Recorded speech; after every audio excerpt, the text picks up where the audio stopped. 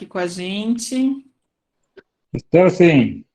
Tá, bem-vindo, É, doutor. Muito obrigada por mais uma vez aceitar o nosso convite. E o doutor Luiz Darcy vai falar com a gente um pouquinho sobre a homeopatia e a saúde de uma maneira integral, né, doutor? Que é uma visão mais global, né, da pessoa com TEA. Não só da pessoa com TEA, né, com todas as pessoas, né? É isso, tá com a palavra, doutor. Muito obrigada. tá. Você cuida meu tempo quando faltar uns 10 Cuido sim. minutos? Quando faltar Me uns 10 avisa. minutinhos, eu te aviso. Tá, muito Que aí a gente obrigado. abre para as perguntas. Obrigado. Muito obrigado. Boa tarde a todos. Quero agradecer em nome da psicóloga Sofia Figueiró e o Instituto Neurocientífico de Terapias Alternativas e Complementares a oportunidade de estar presente nesse simpósio, na sua segunda edição, convivendo com o TEA e suas possibilidades. E cumprindo o objetivo deste evento, que é transmitir informações para as famílias e profissionais ligados ao TEA, o transtorno do espectro autista, é que nós viemos dar a nossa contribuição de o que a homeopatia, a terapêutica homeopática, pode ajudar os pacientes junto, né, com todos os profissionais envolvidos nesta abordagem que é transdisciplinar para o atendimento do paciente com TEA. Então, como temos esse intuito de estar sempre informando, né, os pacientes, informando as pessoas que nos assistem, talvez eu fale algumas coisas já muito conhecidas de vocês e outros profissionais já tenho aqui colocado, mas apenas para fazer a nossa introdução. Como todos sabem, o dia 2 de abril foi instituído pela ONU em 2008 como Dia Mundial de Conscientização do Autismo e nesse mês, né, do autismo aqui nós estamos participando desse segundo simpósio. Então, o autismo é essa síndrome que afeta vários aspectos da comunicação, além de influenciar também no comportamento do indivíduo. E segundo os dados do CDC, o Center of Disease Control and Prevention, o órgão ligado ao governo dos Estados Unidos, existe hoje um caso de autismo a cada 110 pessoas. Então, dessa forma, a gente fazer uma estimativa para o Brasil, com seus 200 milhões de habitantes, possua cerca de 2 milhões de autistas. Então, são mais de 300 mil ocorrências só no estado de São Paulo. Contudo, apesar de numerosos, os milhões de brasileiros autistas ainda sofrem para encontrar um tratamento adequado. Então, essa a possibilidade, esse simpósio está sempre informando e dizendo dessas possibilidades de atendimento, né? E é um dos grandes mistérios ainda da humanidade, continua sendo a causa de vários sofrimentos dos seres humanos, dentre eles a da intrigante desordem do desenvolvimento infantil, a que se denomina autismo. Segundo as considerações do Comitê Autism Europe, apoiado pela Comissão Europeia, o autismo é uma deficiência que se agrupa num vasto espectro de perturbações que partilham características comuns, mas que se manifestam de diferentes modos em cada indivíduo. Isso nos atrai na homeopatia, onde a gente busca sempre individualizar cada paciente. Os sinais característicos são os problemas da interação social, da linguagem e do comportamento. E o grau do autismo varia num contínuo de severo a fraco, interagindo com o nível geral de inteligência, que também varia, por sua vez, desde profundas dificuldades de aprendizagem adicionais, passando pelo padrão normal, ou até, em casos raros, chegar a níveis de inteligência próximos do genial.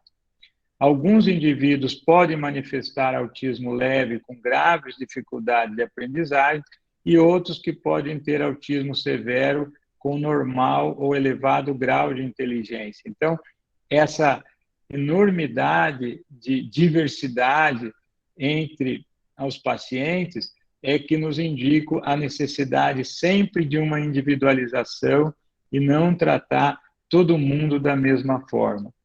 Embora a causa precisa não seja atualmente conhecida, os recentes estudos apontam para uma origem biológica, de base genética, que afeta o desenvolvimento cerebral.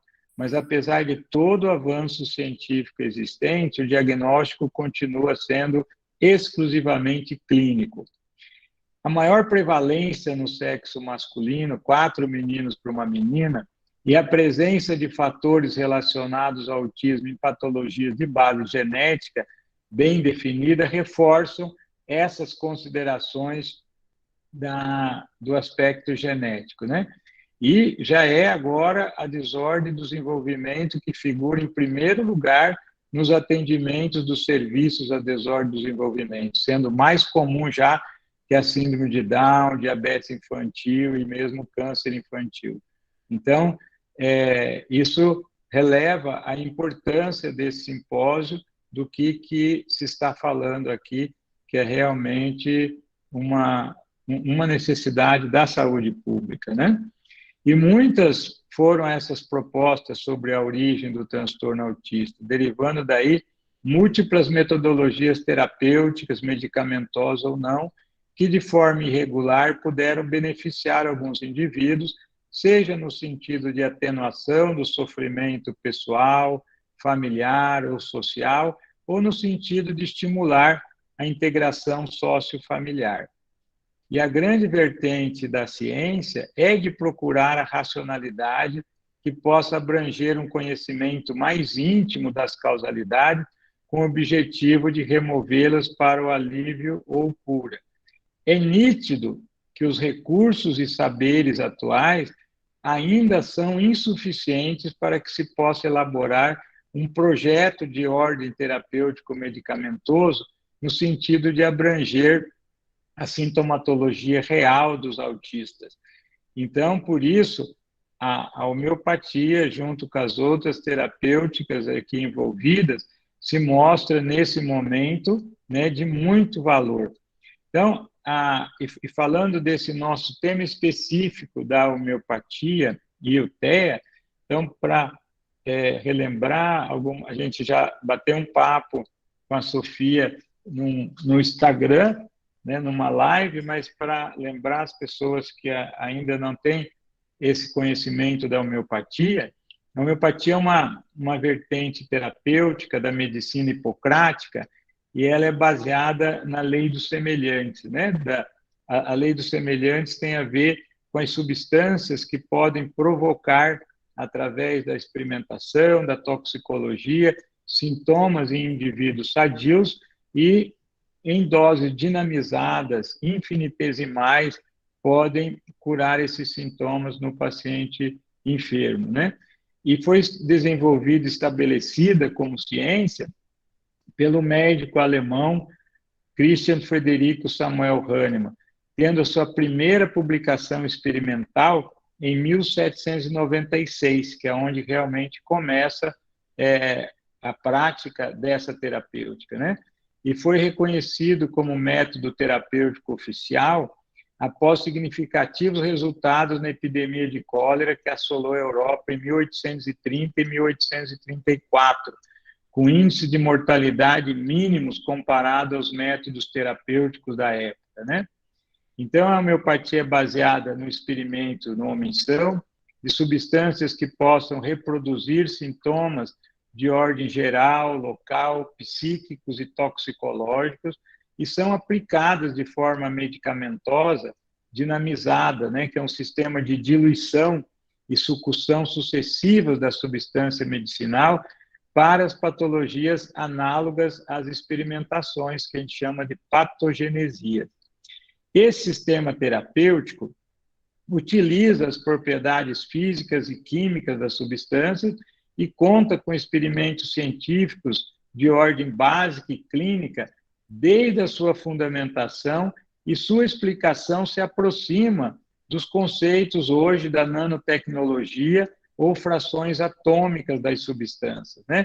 E essa é uma grande dificuldade, né, para muitos especialistas de outras áreas compreenderem esse efeito da atuação medicamentosa homeopática por acreditar que naquela dinamização não contenha nada mais do que água, né? Mas hoje, cada vez mais, os experimentos demonstram que existe, sim, alguma coisa além da água, porque antes, quando se conhecia apenas o átomo, né? Depois do átomo, achavam que não existia mais nada. E hoje as partículas subatômicas estão aí para revelar um mundo de outras coisas, né, que não se sabia no passado, e assim vem acontecendo também com a homeopatia. Então, e voltando para o nosso tema do TEA, como que a homeopatia pode ajudar os pacientes com TEA? Então, baseado nos atendimentos e nos resultados de vários colegas homeopatas que atendem com mais regularidade o TEA, a gente percebe que a homeopatia pode facilitar a neuroplasticidade e que os métodos de estimulação via psicoterapia, fonoaudiologia, terapia ocupacional, a pedagogia, fisioterapia, musicoterapia e outras têm os seus resultados significativamente ampliados e abreviados no tempo, em conjunto com a terapêutica homeopática. Então, eu acho que essa é uma contribuição importante que a gente observa no longo do tratamento. E como que a gente faz isso na abordagem homeopática, né, do paciente com transtorno do espectro autista? Então, como que a gente identifica? Então, sempre já observando na nossa consulta a falta do sorriso, né? Se o seu filho sorri de volta para você, dá um sorriso caloroso e alegre, né? Sempre são as nossas perguntas. O seu filho sorri sozinho, ele te imita, há algum atraso em balbuciar alguma coisa ou fazer meiguice, ele não responde ao próprio nome. Então, se tem um contato visual fraco, ele tem um contato visual limitado com a mãe ou com outras pessoas queridas, ele segue objetos visualmente. Então, desde de bebezinho, a mãe, né, a maternidade é uma coisa incrível, a mãe é a maior especialista, né, em todos os problemas que possam acontecer com o seu filho. Ela já percebe esses detalhes e sempre vai comunicando ao pediatra. E muitas vezes, nós, né, a gente se inclui todo nisso, negligenciamos essa observação materna. Não, mãe, está tudo bem, o desenvolvimento está normal, está crescendo bem, está correspondendo, desenvolvimento psicomotor, etc. Mas sempre tem aquela pulguinha atrás da orelha da mãe e até que a gente acaba fazendo um encaminhamento mais especializado para identificar, né? Então, se gesticula para objetos ou pessoas para se comunicar, acena ou dá tchau, aponta as coisas. Então, a gente vai desenvolvendo critérios dentro da anamnese homeopática para que nos ajude a coletar os sintomas mais característicos, né, de cada paciente individualmente, para a gente ter abordagem terapêutica específica. Então, no primeiro critério do desenvolvimento visual, a gente já verifica se tem contato visual, se sorri ou se olha para os pais, né? E o segundo critério é responder aos nomes. Quando a criança já está nessa fase, se responde quando chamado pelo nome, se responde quando ouve gritos, se balbucia sons e palavras. E no terceiro critério do desenvolvimento intelectual, a gente olha para essas faculdades, se reconhece cor, se reconhece letras, o alfabeto, forma, né? Logicamente, de acordo com a faixa etária da criança, comunicação com as palavras. E os medos e ansiedades, né? Se entende e expressa as emoções, se obedece 2 ou 3 palavras de comando, né? Tipo, vai para fora, se dá nome aos objetos, cachorro, gato, água, etc. E o desenvolvimento da fala, né? Se fala sentenças com 5 ou 6 palavras, né?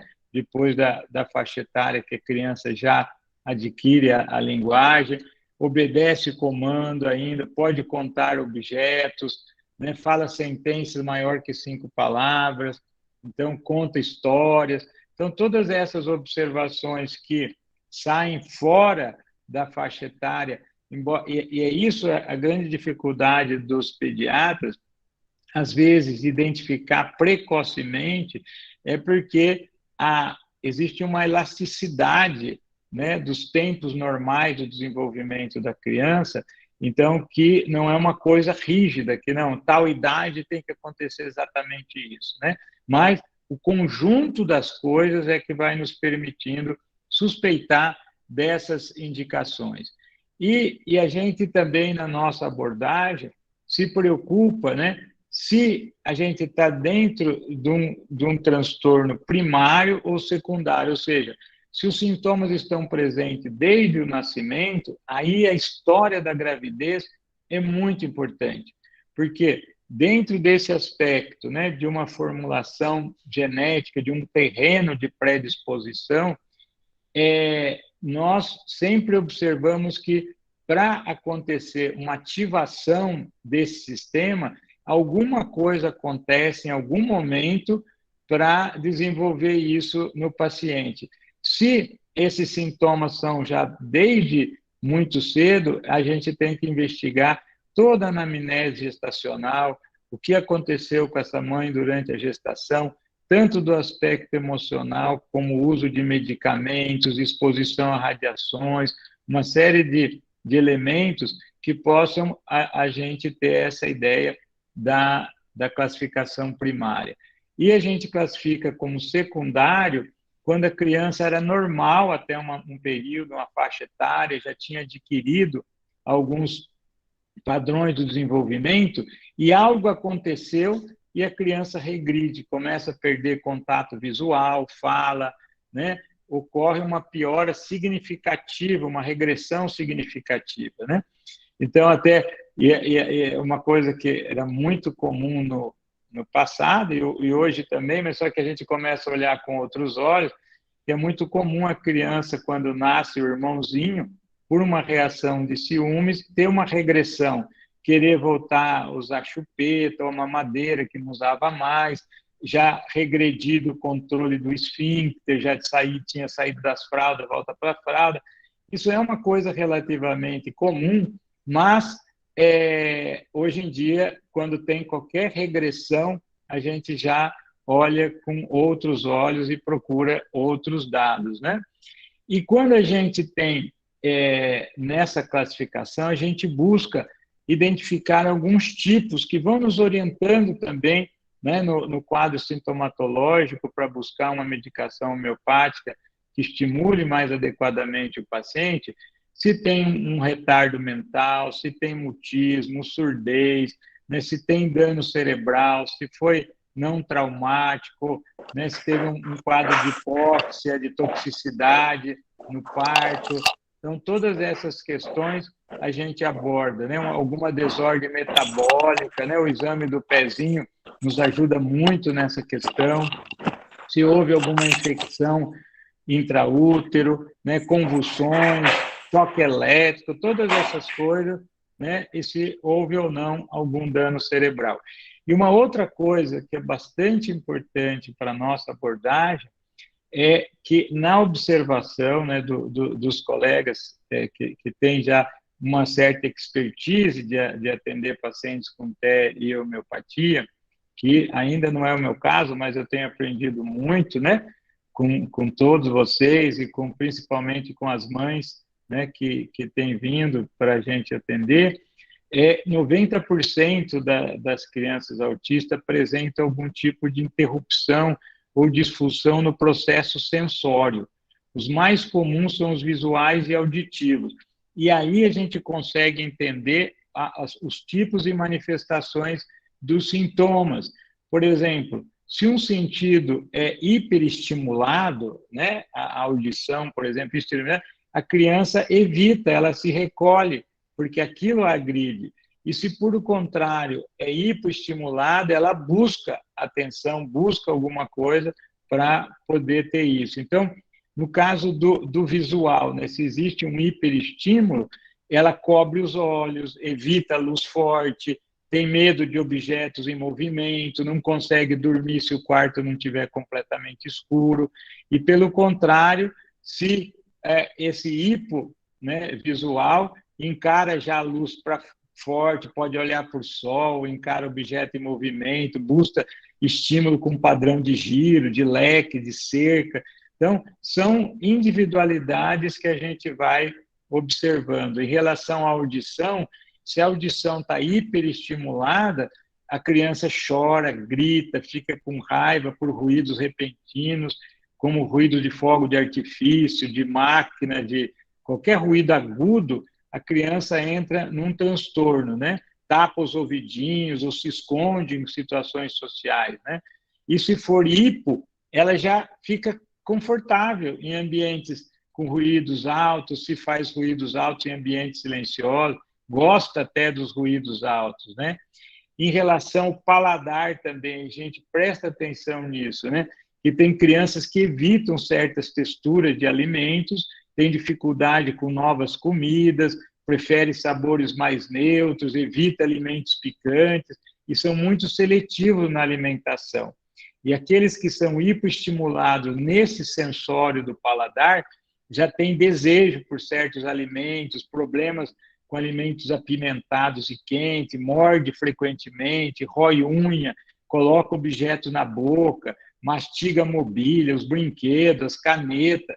Então, são pacientes diferentes realmente, né? Com o mesmo espectro, né? E em relação ao olfato também, né? A criança hiper, ela evita os cheiros particulares, fica agitado, frustrado com certos cheiros, tem náuseas por certos odores, enquanto que o hipo fica cheirando objetos, coisas que parecem estranhas, e gosta até de aromas fortes, né? E cheira objeto constantemente, cheira as pessoas. Então, tudo isso compõe essa observação. E assim também em relação ao tato, né? Tem crianças que não suportam roupa nova, apertada, nova textura, né? Não gosta de lavar rosto, as mãos, tem medo de lugar lotado, não gosta de se pentear, de se lavar, e outras não, prefere a roupa apertada, né? Não sabe que está sendo tocado pelos outros, tem alta tolerância à dor, não sente os extremos de temperatura, quer tocar em tudo, gosta de tocar as coisas que vibram. Então, essas têm a relação ao tato, né? E em relação ao aparelho vestibular, que se refere ao movimento, as crianças com uma hiperestimulação têm medo de atividades que têm movimento, medo de brincar em playground, escada, balança, carrosselzinho, medo de elevador, não gosta de ficar de cabeça para baixo, né? Cai frequentemente, são mais desajeitados, não gostam de andar de bicicleta, enquanto que os hipos não, são incapazes de ficar parados, eles precisam estar em movimento, corre para toda parte em vez de caminhar, prefere ficar de cabeça para baixo, se pendurar num sofá, balança quando está sentado, procura passeios rápidos, adora girar as coisas. Então, são individualidades, né, que a gente tem que... E em relação à propriocepção, para fechar esses sintomas dos sensórios, né? Então, o hiper, que tem a propriocepção ampliada, parece preguiçoso, letárgico, né? Evita atividades ativas, prefere ficar parado, enquanto que o hipo não, esse esbarra nos objetos, trompa, usa uma força que não precisa, pisa com força no chão, com ruído, chuta, morde, né? Então, a gente vai fazendo essa semiologia para a escolha do nosso remédio. E aí, quando a gente chega nesses sintomas característicos, repetitivos, que parece, não, faz parte até, né, do diagnóstico, ter essa observação dos movimentos repetitivos, mas tem nuances características do tipo de coisa que fica repetitiva, e isso também individualiza os pacientes para a gente. Aí, juntando com isso, como que a gente vai diferenciar os remédios que compõem todos esses quadros, né? Então, em relação à sociabilidade, então, são aqueles pacientinhos que são mais fácil, né, mais dóceis, e aqueles que são antissociais. Então, é um divisor de águas nessa coisa. Atividade também, os muito ativos, hiperativos, ou pouco ativos, né? Criança que tem, a gente chama de destrutividade, um sintoma homeopático, que é aquela criança que quebra os brinquedos, quebra as coisas, tá? E outras que são cuidadosas com as suas coisas, com seus objetos, né? As crianças que têm diligência, né? Ou seja, parecem até responsáveis pelas suas coisinhas, com os seus afazeres, né? E outras que não estão nem aí. E a relação dos termais também é muito importante para a homeopatia, que são sintomas constitucionais. Os pacientes que são nitidamente calorentos se diferenciam dos friorentos, né? O que é ser calorento e friorento? Então, o calorento é a pessoa que tolera mais o frio e não tolera o calor, e o friorento vice-versa. E como a gente vai observar isso em criança, em bebê, né? Porque parece que a maioria deles são todos calorentos, transpira na cabeça, etc. É justamente observando a hora do banho. Então, na hora do banho, as crianças friorentas ficam mais sensíveis quando saem da banheira, do chuveiro, enquanto que os calorentos não, ficam super à vontade, não precisa pôr roupa logo, essas coisas, né? E também a sede. A sede é um fenômeno também constitucional. Existem as pessoas naturalmente sedentas e as pessoas que não têm sede ou têm pouca sede, né? Então, essas observações também ajudam, orientam a nossa prescrição. E também lateralidade. Tão interessante isso nas pessoas, vocês puderem observar, tem pessoas que tudo acontece de um lado, né? Então, se tem uma inflamação da garganta do lado direito, do lado esquerdo, quebrou o braço do lado direito, aconteceu uma machucada do tal lado, deu dor de ouvido só daquele lado, dor de cabeça daquele lado. Então, existe uma lateralidade que a gente também observa e dá valor e importância. Então, sempre observando e constando dessa hipótese, né, de predisposição, então a gente tentar identificar alguma causalidade que possa ter relação com o momento que aconteceu de um pacientinho, no caso secundário, que regrediu, ou do momento da gestação. Então, todos os fatores, né, que hoje todos já conhecem, né, que a gente busca relacionar ao transtorno do espectro autista como fatores que agravam ou que podem atrapalhar a resposta em relação à alimentação, né? Os gluconatos de cálcio, o glúten, né? Os laticínios, que é individual também para cada criança, que se isso melhora ou se piora, mas cada vez mais, né, por conta que o tanto que se tem aumentado, né, de diagnósticos no mundo de transtorno do espectro autista, e a gente está num mundo assim, com muito herbicida, com muita coisa tóxica, com muito plástico, então com muita coisa acontecendo, e isso leva a gente a pensar e individualizar cada paciente se teve contato com essas coisas que possam ter afetado em algum momento, né? Se foi importante uma determinada questão alimentar, ou uma intoxicação, ou uma infecção. Então, crianças que têm muita infecção na primeira infância, que usam muito antibiótico. Então, todas essas coisas têm se aventado como uma desbiose intestinal, também sendo relacionado como gatilhos, né? Então, todos esses eventos, e também a gente olha para a gestação, principalmente que a interação mãe-feto, né, pelo sistema hormonal, afeta essa relação com o seu bebê, transtornos que acontecem com a mãe de ordem emocional, de ordem medicamentosa ou tóxica, ou de alguma forma, que possam ter contribuído como esses gatilhos. E aí a gente também tem medicamentos que podem orientar para esse lado, né? E sempre naquela interação, integração com todas as abordagens terapêuticas que, em conjunto, vão estimular e vão ajudar essa criança ou estacionar ou mudar dentro do espectro, né, de uma forma severa para moderada, para leve. Então, tudo isso sempre é um ganho. E, mais uma vez, eu quero aqui agradecer a todos os profissionais que compartilham dessas ideias e também, principalmente, aos pais dos pacientes autistas que travam essa batalha no dia a dia para buscar atendimento, para buscar uma abordagem mais especializada para ajudar, e eles que estão aí estudando, participando de grupos, né, de mães, de pais, de associações, na busca do que tem de melhor para ajudar o seu filho, não só em relação ao transtorno espectro autista, mas em mais variadas formas de doenças, síndromes que a gente tem observado acontecer na nossa população.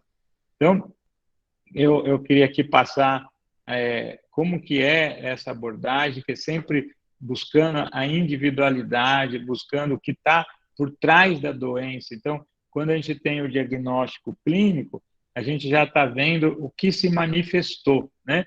Mas o que está por trás disso, né? Quem é o doente por trás dessa doença, né? Quem é a pessoa por trás desse transtorno? Então, essa pessoa que deve ser tratada da forma mais global, mais universal, mais amorosa possível, para que o seu organismo possa responder no sentido de estar minimizando esse desenvolvimento e possa avançar, né, no seu processo. Acho que é o recado que eu trouxe para vocês, e minha contribuição, e agradecer mais uma vez essa oportunidade. Obrigada, doutor. Nós temos duas perguntas, mas eu não estou conseguindo voltar ali para vê-las. Mas a primeira, eu me lembro que era qual a diferença entre alopatia e homeopatia? E a outra era como diferenciar uma virose de alguma outra coisa que eu não lembro agora o nome. E eu não sei porque apagou ali dos... Tá bom, mas mais ou menos eu entendo isso. Bom, a alopatia, na realidade, foi um termo que foi cunhado pelo próprio Hahnemann, o fundador da homeopatia. Vejam só, lá por volta de 1810, quando ele publicou o primeiro livro, onde ele colocou tudo que, né, sobre o desenvolvimento dessa terapêutica, como avaliar os pacientes, como prescrever, como acompanhar, etc., e que ele chamou de homeopatia, né, uma palavra de origem grega, de radicais gregos, né, homoio, semelhante, patós, sofrimento. Então, buscando um sofrimento semelhante no paciente com as substâncias que tinham sido experimentadas até então. E os colegas dele, os outros médicos, né, da medicina convencional da época, que faziam uma abordagem, um tratamento diferente, então, esse halos diferente da alopatia, né? Então, e isso foi ficando pelo uso, né? Hoje, a medicina convencional, como se diz, por conta da convenção lá ainda do Concílio de Trento, né? Porque tinha uma época que os sacerdotes que cuidavam da alma, da mente, e os médicos só do físico. Aí, depois, então essa foi evoluindo a medicina, a biomedicina ou a medicina convencional. E dentro, é interessante que dentro da própria... então, de alopatia, hoje, a medicina convencional tem muito pouco, porque os remédios são mais né, são enantiopáticos. Então, é um anti-inflamatório, um antibiótico, um analgésico, um antidepressivo, um antihipertensivo. É sempre um anti, ou seja, é uma terapêutica contra determinada causalidade material, né? Causalidade física. Então, quando você faz um diagnóstico clínico, o médico faz um diagnóstico clínico através dos sinais, dos sintomas do paciente, os exames laboratoriais de imagem necessário para confirmar o diagnóstico. Então, já existe um protocolo de tratamento para aquela doença específica, né?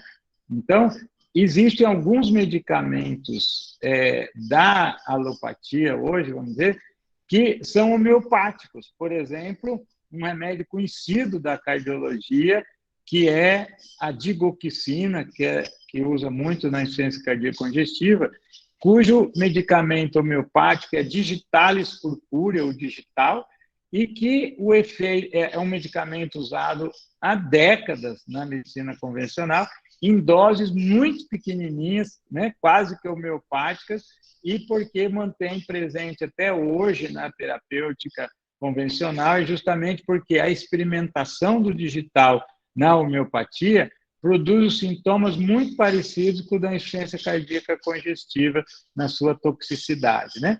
Então, mas só para diferenciar, então, para as pessoas, a medicina convencional busca tratar esse sintoma físico, né, essa causalidade da doença, e a homeopatia busca tratar o indivíduo como um todo, diminuindo essa suscetibilidade de adoecer. E as duas podem trabalhar junto, conversam juntos, porque há momentos, né, que é necessário você entrar com um recurso terapêutico químico, né, para tirar o paciente de uma situação, de uma infecção grave, de uma cirurgia, de uma medicina intensiva, e também junto ou sozinho a homeopatia para ajudar esse paciente a compreender o porquê que ele adoece, porquê que ele ficou doente e buscar tratar isso daí. Em relação à segunda pergunta das viroses, que é muito comum isso, as pessoas até se indignam, né? Vão nos pronto-socorros, está com queixa de dor de cabeça, com febre, um mal-estar. O médico volta, o médico falou que é uma virose. Não, parece que tudo é virose, né? Mas não é bem assim. É porque os vírus, de uma forma geral, e que são o contágio mais frequente no ambiente, na comunidade, né? No ambiente de comunidade, ele se transmite muito rápido e tem os sintomas muito parecidos, né? Febre, dor de cabeça, mal-estar, pode ter diarreia, etc. Tal. E quando você não sabe o nome e endereço do vírus, é uma virose. Agora, não, quando você identifica vírus da dengue, vírus da cachumba, vírus da Covid, aí ele tem nome e endereço, né? Senão, é virose. Até você saber qual que é o nome do bichinho, é virose. Tá? Perfeito, doutor. Muito obrigada por mais uma vez aceitar meu convite. Eu sei como sua agenda é lotada, né? Então eu sei, assim, nossa, muito honrada e agradecida pela sua participação e com a sua contribuição sempre. Acho fundamental a gente trazer, né, a homeopatia, porque eu acho que ela harmoniza o ser como um todo, né? Coloca a gente mais em equilíbrio, independente de transtorno ou não, de estar no espectro ou não, eu acho que sempre contribui, né? E é isso. Gente, a proposta agora é a gente fazer. O doutor fala de exoneração e virose. Qual a diferença? Era essa a pergunta. Tá legal. Não, você tem atendimento agora? Oi? Não, daqui 15 minutos ainda. Então, tá bom. 15 minutos. Então, uma exoneração do ponto de vista homeopático acontece o seguinte: quando você prescreve uma medicação homeopática, na homeopatia a gente não tem um conceito de efeitos adversos e colaterais como dos medicamentos químicos, né? Então, só para fazer uma diferenciação, todo medicamento químico tem o seu efeito primário desejável, terapêutico, né? Se eu estou dando um remédio para hipertensão, é para diminuir a pressão do paciente, e no bojo desse efeito primário tem os efeitos adversos e colaterais que dependem da sensibilidade do paciente. Então, pacientes muito sensíveis, eles fazem assim o rodapé da bula do remédio, né? Agora, na homeopatia, também pode acontecer alguns efeitos. Por exemplo, se você repete muito a dose e o paciente é sensível ao medicamento, se a potência está mais alta do que ele precisava, pode acontecer o que a gente chama de agravação. Mas a agravação homeopática, propriamente dita, é uma exacerbação dos sintomas que você está tratando. Por exemplo, se o paciente está com febre, a febre aumenta. Se ele está com uma tosse, a tosse pode aumentar inicialmente. Mas a gente sabe que é do efeito do remédio, não piora da doença, quando, apesar da exacerbação, o paciente está melhor, a energia está melhor, melhorando o apetite, melhorando a disposição e tal. E existe também as exonerações, como a ouvinte aí colocou. As exonerações são como uma limpeza do organismo, né? Então, pode acontecer durante o tratamento do paciente ter um exantema, né? Mesmo algumas viroses fazem esse tipo de exoneração, que é, por exemplo, o exantema viral, né? Na roséola infanto, né? Ou no exantema súbito, que pinta todo o corpo, é uma exoneração. E também no medicamento homeopático pode também, eventualmente, pintar o corpo, pode ter uma diarreia, pode ter uma descarga, no sentido de uma eliminação, de uma exoneração. Então, exoneração é exo para fora, tá? Então, isso, se o paciente está com bom estado geral, isso é uma boa evolução. Ah, entendi, maravilha. Foi o que aconteceu comigo quando eu comecei a tratar a homeopatia. Saiu um monte de feridinho que eu achei que eu estava com catapora. Eu voltei correndo e aí você me explicou. Falou, não, isso é normal. Tá limpando, você melhorou, você está comendo, você tá tudo certo. Está indo para a pele, está ótimo. Isso, maravilha. Obrigada, doutor. Olha, vamos... Muito obrigado, tá? Agradeço a todo mundo, todos que nos estão ouvindo, tá? Tudo de bom. Nós vamos disponibilizar a gravação, depois eu mando para você também. Legal. E muito obrigada, como sempre, está atendendo a gente prontamente. E aí, muito pessoal, obrigado. Nós temos um intervalo agora na nossa programação. Era para a gente estar voltando agora, vamos estender um pouquinho, vamos voltar às 16 horas, maravilha? Pode ser? Todo mundo de acordo? E, doutor, muito obrigada, viu? Obrigado, tudo de bom. Tá bom simpósio, até o terceiro. Obrigada.